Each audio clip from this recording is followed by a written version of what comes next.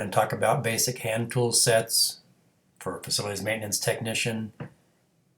This would be just sort of a general set, general toolbox to get you going to do, basic electrical, basic plumbing, basic carpentry, some minor fabrication, cutting wood, etc. So you don't need to go out and buy a big, huge, massive, heavy toolbox that costs thousands of dollars. If you have to buy it personally, or even if your company's buying it for you, just a simple roll-around toolbox with casters so you can roll it throughout your facility is very helpful. You don't want it too big because you don't want it taking up a lot of space. Something that has drawers, ideally something you can lock up. Some storage space underneath is nice for rags or consumables. This one has a top that opens and closes, different size drawers. And again, price point of $269 isn't terrible. This one you can find at Harbor Freight. They have some that are slightly less, slightly more. I've used them for several years. They work just fine. But yeah, these roll-around toolboxes are great for facilities maintenance. So you want a basic socket set, combination wrench set, open and box wrenches, Allen wrenches, pliers, dikes, side cutters, needle nose pliers, adjustable wrenches, 3/8 drive, half-inch drive, quarter-inch drive ratchets, an assortment of Phillips head, flathead screwdrivers. You might even need some Torx sockets or Torx drivers. Nut drivers, also another great add to your toolbox. Extensions, wobblies, both metric and standard. Pliers, vice grips, channel locks, pipe wrenches, wire cutter, strippers, crimpers. Again, just some basic ones. As you progress, you might find more specialized tools you need to buy as you need them. You don't need to buy everything all at once. Again, Harbor Freight is a great place to buy jumbo channel locks, basic pipe wrenches. They work just fine.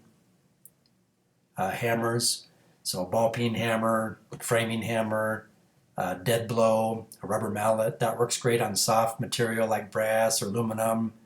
Something smooth, copper, where you don't want to damage it or deform it.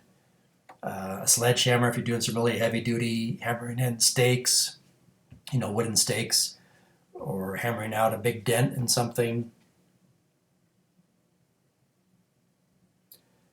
Measuring equipment, so framing square, carpenter square, adjustable square, a good tape measure, a 3-foot or 4-foot level, and then a small torpedo level.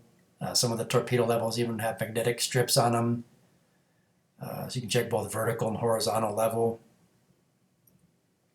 And then power tools, some basic power tools that I found I needed to use over the years in facilities maintenance. A good cordless drill driver, 4-inch electric grinder. Those 4-inch grinders also come with flapper disc, cutting wheels. They're very versatile. A good bench grinder. You can even get a wire wheel for your bench grinder. A Sawzall. They make different blades for cutting wood, cutting metal. A skill saw or circular saw. Again, they make different blades for cutting different type of materials, fine cut, rough cut. And I would even recommend a hammer drill. So if you need to drill holes and install anchors in concrete walls, concrete floors, a hammer drill is really the way to go. And a good multimeter that measures voltage, both DC and AC, measures continuity. You can also get a clamp-on amp meter if you need to measure ampacity.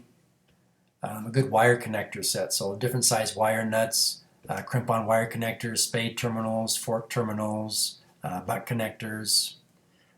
It's also good to have a roll of electrical tape in your box at all times. Referring to tape, a roll of Teflon tape for plumbing projects, maybe even a roll of duct tape. And some miscellaneous items, some hand saws like a hacksaw, crosscut saw for cutting wood.